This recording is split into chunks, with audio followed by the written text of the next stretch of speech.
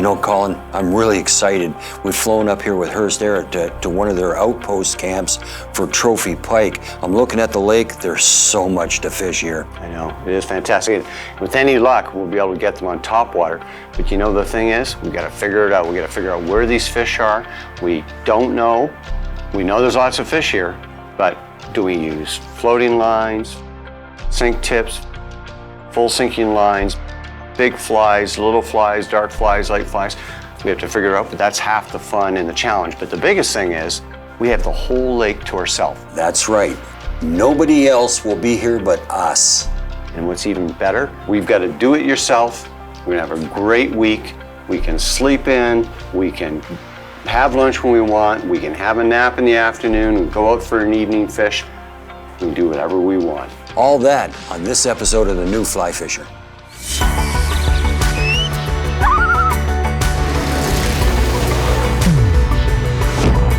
That is amazing. There's a take. Oh, nice. The power. All right.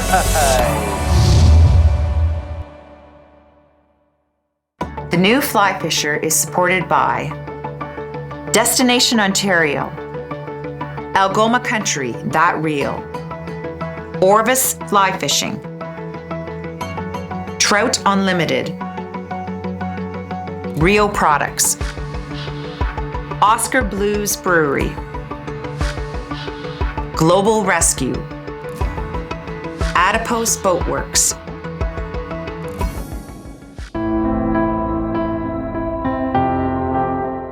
This week, hosts Colin McEwen and Bill Spicer drive to Hearst, Ontario to visit Hearst Air Service.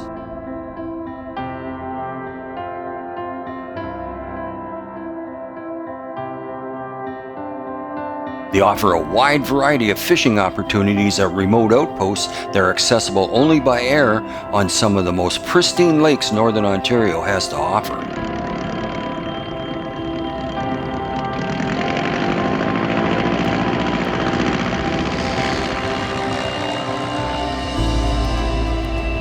Each lake has its own unique characteristics. Our destination is Napkin Lake, 158 miles from the airbase. The two main species targeted are monster northern pike and Ontario walleye.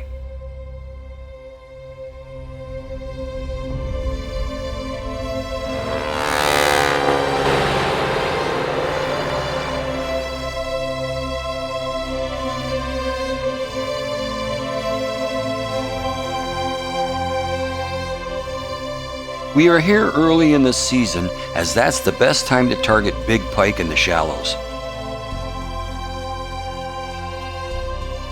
As the ice melts and open water appears, pike look for some of the shallowest water they can find. When locating early season pike, look for shallow, soft-bottom bays that lose ice and warm up the quickest. Back bays with large flats that have around 3 feet of water with weeds would be a prime area to start. It's also where a lot of bait migrate to and pike will follow.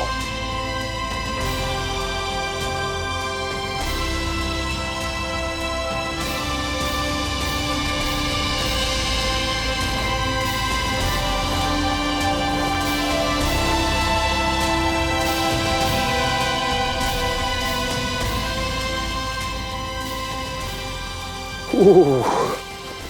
So, of course, I just told the cameraman to put the camera away because it's raining. And I cast in, and I think towards shore. We're in a bay here. Bill and I are looking for these post-spawn fish, and my fly just got hammered. It's not a bad fish at all. The first fish, oh yeah. I'm using a 9-weight rod here. Pretty much need it. Yep. Combination of casting the flies and. Oh, that is a nice fish. Look at it go. That's one thing about pike, eh, Colin? They never give up. Nope.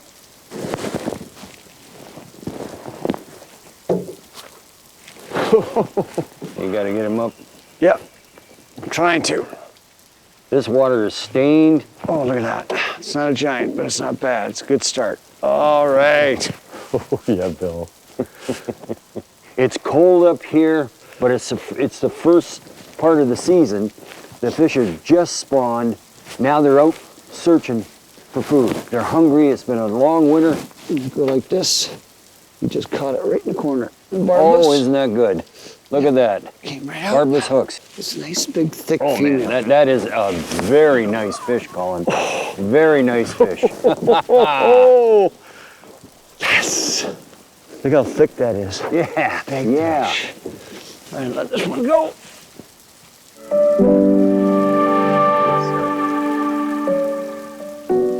So one of the things that's important for the pike fishing, very similar to saltwater, is that, let me just cast this fly out, is the position of your rod and the way you set the hook. So what I'm doing is rod tip down and I'm stripping in, and if I feel a hit or line stops, I give a pull and lift up. Some people like to do a side swipe. Personally, I like to do the pull and then go straight up. And I seem to get most of the pike right in the corner of the mouth, talking about the big ones. The little ones, for whatever reasons, they always just seem to take it down the gullet, which is why I make these barbless. And we have the long-nosed pliers. With the bigger pike, getting them right in the corner of the mouth. It's perfect. Oh, just had a pull. But key is rod position, set the hook, pull, lift up. Oh, there's, got him. Got him. I can't even tell what size he is. Oh, looks decent. Looks decent. It is decent. Oh, I just saw the water boil behind my fly, and I didn't get it, and then hit. Oh, that's a bigger fish than I thought. Yeah. Good fish. I think it barely knows it's hooked. There you go.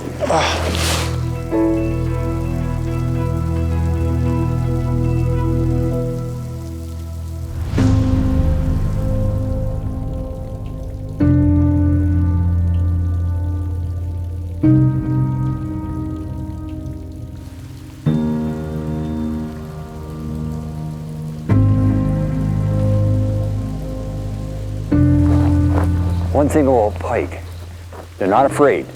They'll follow right to the side of the boat. And a lot of times you don't see them.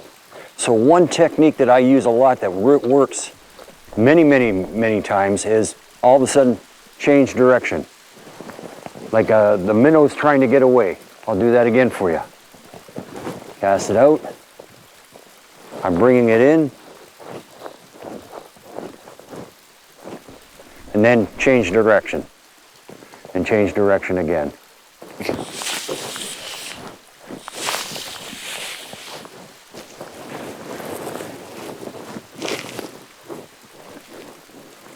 Fish on. It's pulling pretty good. Don't know if it's huge. We'll see in a second here. This is fun, isn't it, Colin? Yes, I know. So we're catching lots of little guys, and then we're getting bigger boys too. Now this is a bigger boy. Is it? Yes, it's taking a line on me. Need to fight him for a second, or do you want me to get the net for you? I need to fight him for a second, I think. Okay. Now, I usually try to get them on the reel, but this guy's been just going around in circles on me. I haven't had a chance to put it on the reel yet. Let's see Too bad, Bill. It means you're having too much fun. Yeah. I haven't got a look at him yet. It's cold, it's wet, it's wonderful. Yep. Here, let's lead him in, and look at that. Look at that. Big, thick one, Bill. That's a 15-pounder. I'll give you these. Thank you.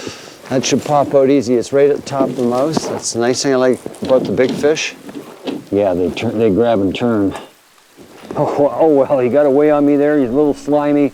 Got the hook out safely, but that fish, that was a good fish. That's 15 to 20. We found pay dirt. We found pay dirt. The biggest pike take the best locations, so be alert and ready if one area looks particularly good. Also, cast accurately to the side of the cover, not right on it. Spring pike often spook if the fly lands too close. but they'll swim quite a distance to hit a well-presented fly.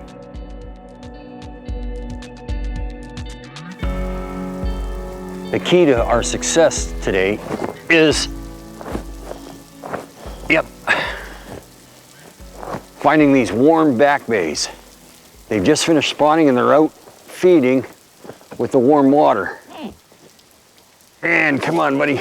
Oh boy, he's pulling hard. You a good one, Bill? I think so. Yeah, it feels like it, yeah. Boy, oh boy. And we're about 4 feet, 5 feet of water here. Yeah, 4 to 5 feet of water. This is the one time a year where they are accessible in shallow water. Pike generally, when the water warms up too much, they'll go to deep water. And You might want to put him on your reel there, I'm bud. thinking that, yeah. He's, you haven't even seen him, and he's pulled our boat about 10 feet so far. Yeah. So right now we're hooking about 2 little pike to every large one. Yeah. So the little ones are the males, and these big ones are the Yeah. females. Look at this. We're out in the middle of the bay now. Oh, Bill, that's a nice fish. Nice fish. Yeah. Okay. Head up. Got it. Oh, All right. yeah, look at that. Fills the net. Look at that. Gotta love it. Gotta love it. Woo-hoo.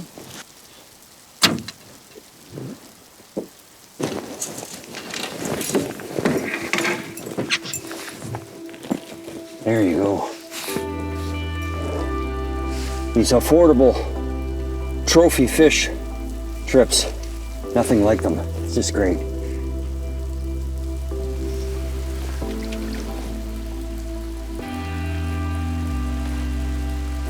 So as you can see by the weather out here, I mean, it's the end of May. We're way up north, and it's cold, and it's rainy, and it's cruddy, but we're all warm and we're all dry. And I guess what I'm trying to emphasize, if you do come up here to northern Canada, you want to spend the money to have good outerwear and good innerwear. Whether it's the underwear you're wearing, it's the pants, the fleeces, you get good quality. This is where I can't say it enough. I mean, I froze my butt off a few times by taking cheap things, and I've always regretted it. Especially, you want this shield to be of good quality, no matter what name brand you use. Just good quality so you don't get wet. There's nothing worse than being cold and wet. And even when you're having great fishing, it's gonna suck.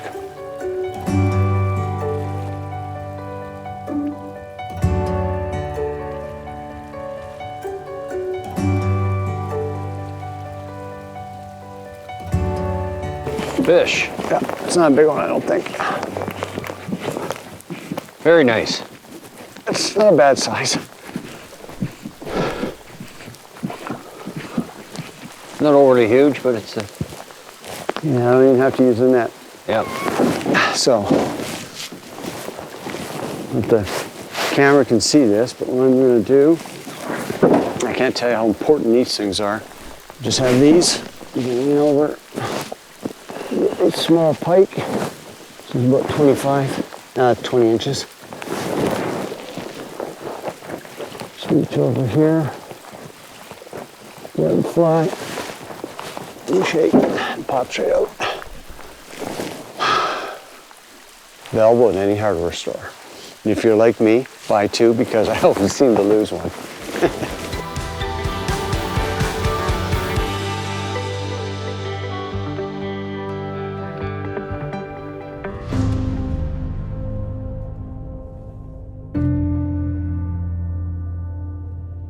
Hearst Air has 7 remote outposts spread over a wide region of northern Ontario. These outpost cabins are equipped with propane fridges, stoves with ovens, pots and pans, and all the eating and cooking utensils. There are lanterns for light and wood stoves for heat.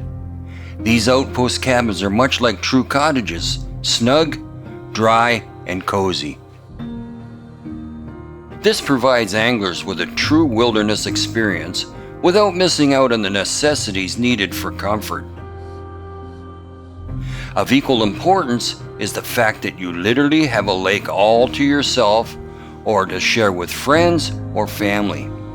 That is something remarkably special in this crowded world.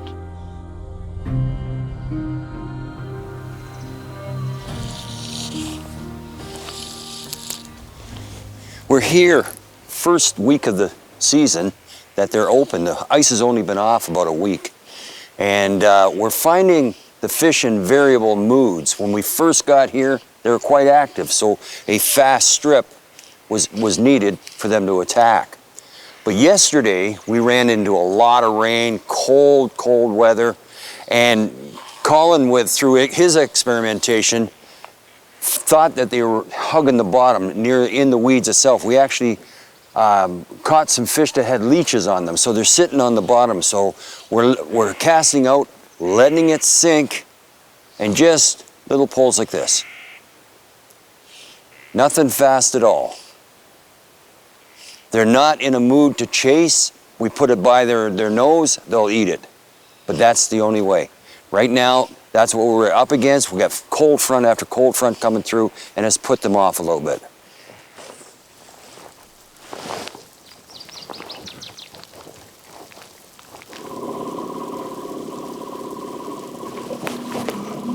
Something hit it again. There it was small. There we go. A little bit about today. You can see it's raining. All last night, it absolutely poured. And we came out this morning, still spitting a bit. See our breath, but we were nice and snuggy. Had a wonderful breakfast. Get us warmed up. And there's our first decent fish of the day. Not huge, but it's a good start. That tells me that they've just spawned or they're still spawning. There he goes. Away he goes. That one was probably 25 inches. We just got to go find 40. Yep. 40 inches. Even though it's cold, it's wet, we've had a nice breakfast. We had a nice comfortable cabin all night. We got the right gear. We're gonna go get fish.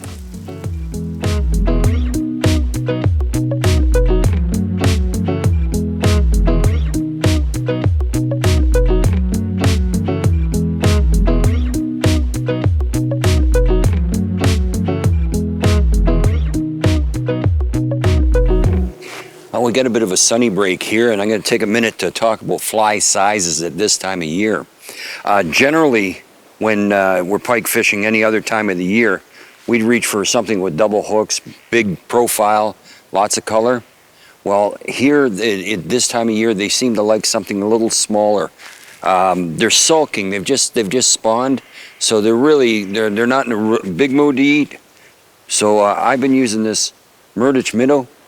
It's about 4 to 5 inches long. It's been working well. Colin's been using Clouser minnows that are in the same size, nothing too big. Like I said, the fish are sulking. They're laying on the bottom. We're trying to drag it close to them, and they seem to like it smaller.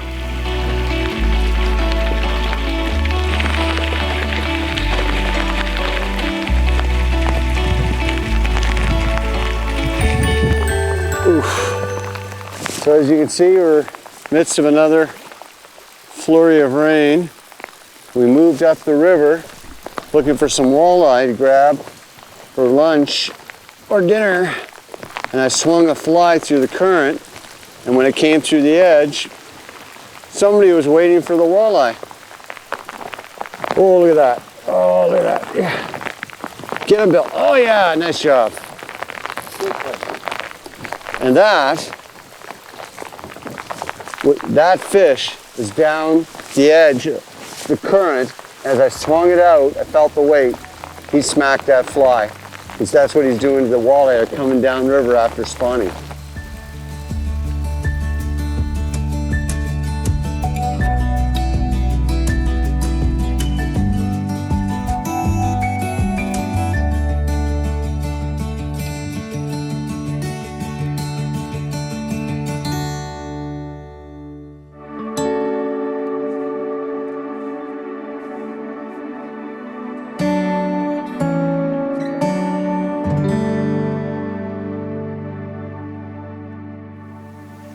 So I just want to talk quickly in between rain showers. You can see I'm wet again.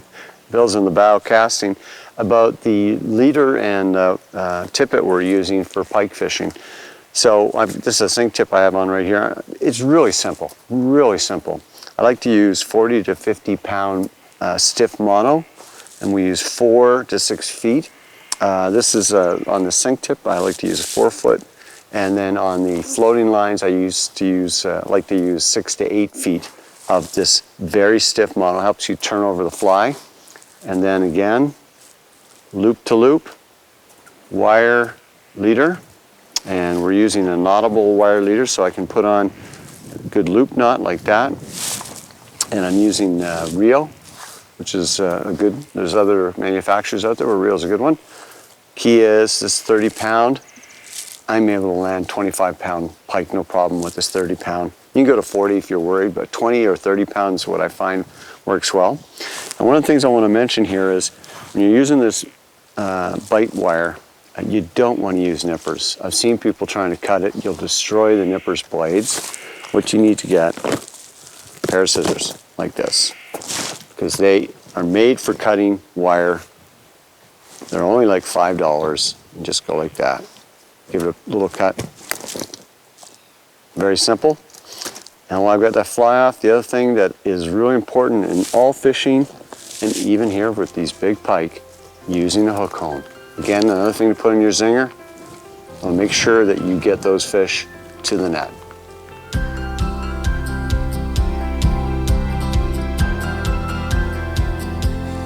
Well, Bill, that point right there produced. It just got a little guy. It's in the real. Well, no, this is a decent fish. So he did a run. As soon as I hooked him, he went from the shoreline right out here into the bay. And Bill and I just found some warm water, which is what they're looking for. Okay, let me get his head up. Yep. Okay, head up. This will be a female, doing a good job with this 9-weight rod. Oh. And we got it. This is, the length isn't as long as we thought, but they're thick. This is heavy fish. That's a good fish. That's a good fish in anybody's mind. Got a few marks on it from spawning. Look at that. Isn't that beautiful? And this is probably the smallest we got. This one's 30 inches. That's a small fish for us. Which, nice way to start the day. It's a good fish. Yeah.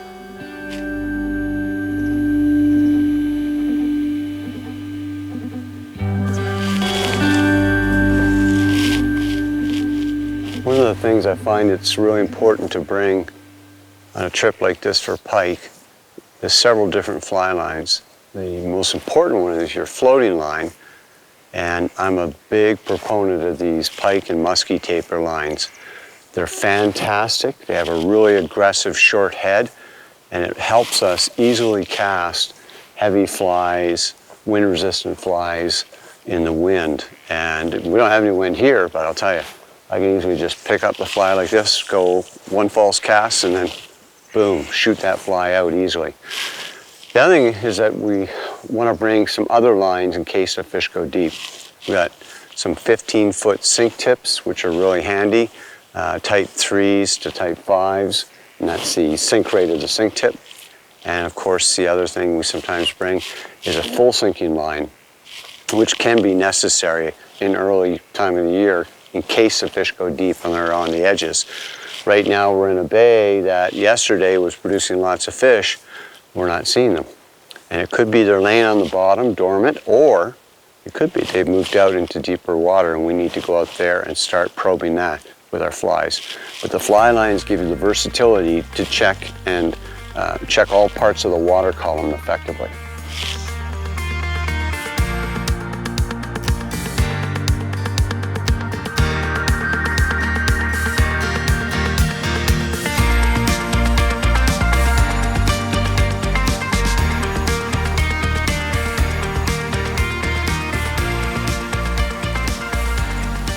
All right, Bill, I'm gonna try and get it into you. Okay. Boy, is this ever given a fight?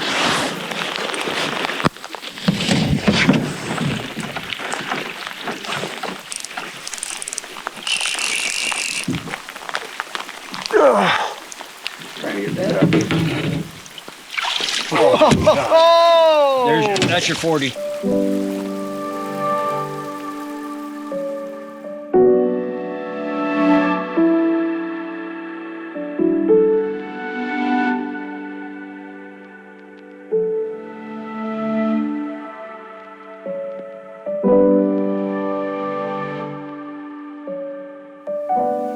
Wow, I'm gonna tell you, that was exciting. My hands are still kind of shaking. Anytime I catch a big fish like that, I'm just blown away. I didn't expect it to be that big. It was absolutely pouring down. I'm still, as you can see, all wet.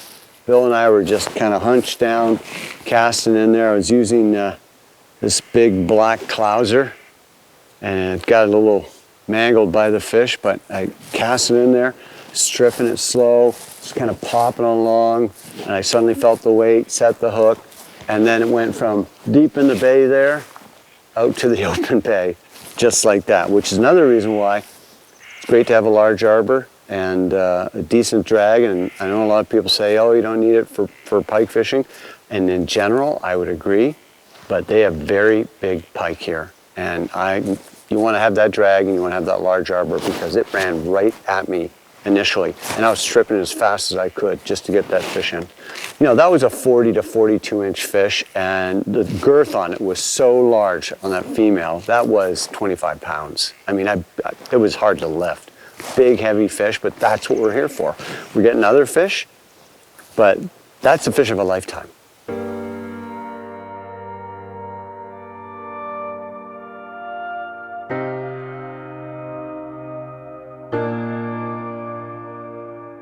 Like all great fishing trips, time passed by quickly for Colin and I. Before we knew it, the float plane arrived to fly us back. We'd like to thank Hearst Air for inviting us up to one of their wonderful remote outposts. For anglers wanting a wilderness fishing adventure on a budget, this is a great option. You can learn more about this video, Hearst Air, and much more by visiting our website. Thanks for joining us on our adventure, and we look forward to meeting you on the water someday. Hi, I'm Mark Melnick. If you enjoyed this video, do me a favor, hit the like button and subscribe today. Now, we're putting up brand new videos all the time, so if you want to be notified when a new one goes up, click that bell icon and it'll come to you as soon as it's uploaded. The new Fly Fisher is supported by Destination Ontario, Algoma Country, That Real, Orvis Fly Fishing, Trout Unlimited, Rio Products, Oscar Blues Brewery, Global Rescue, Outpost Boatworks,